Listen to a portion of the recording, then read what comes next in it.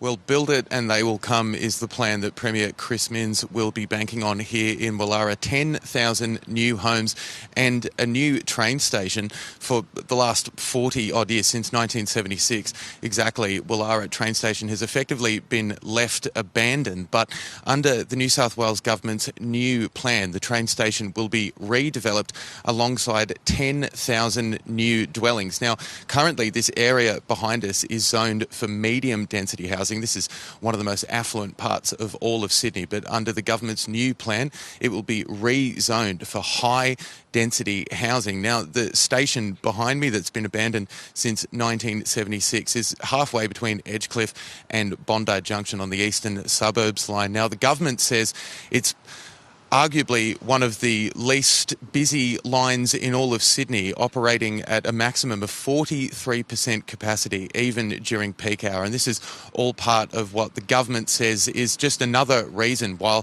more homes should be developed here in the eastern suburbs. Now, a really big reason why the government have now decided to hedge their bets on the eastern suburbs is that there was a plan that was knocked back in May of this year for 25,000 new homes to be developed at the site of Rosehill Racecourse in Parramatta, but that was knocked back. Now, Premier Chris Minns says this will particularly be aimed towards people between the ages of 30 to 40. That's the real demographic that the government will be targeting here, particularly young families. And part of the reason, as we've heard earlier this morning from Housing Minister Rose Jackson, is that Sydney is the second most expensive city in the world to live in, but at the same time, one of the least dense when it comes to housing. Now, we were hearing from Rose Jackson a little bit earlier today. One thing she made explicitly clear is that the government does not want to put the burden of Sydney's housing shortage on the western suburbs. Let's take a quick listen to what she had to say.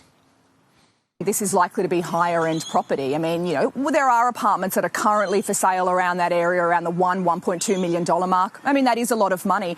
But I'm really interested in how, those kind of arguments often mean that, we'll never build housing in rich areas, because it's more affordable to get an apartment in Parramatta. All of the development has to be in Parramatta. I mean, we should have development in Parramatta too, but we should have development right across Sydney. This is likely to be a more affluent area. But I think we're already seeing people talking about, as we start to bring more and more housing online over coming years in places like Woollahra, there might be some price correction.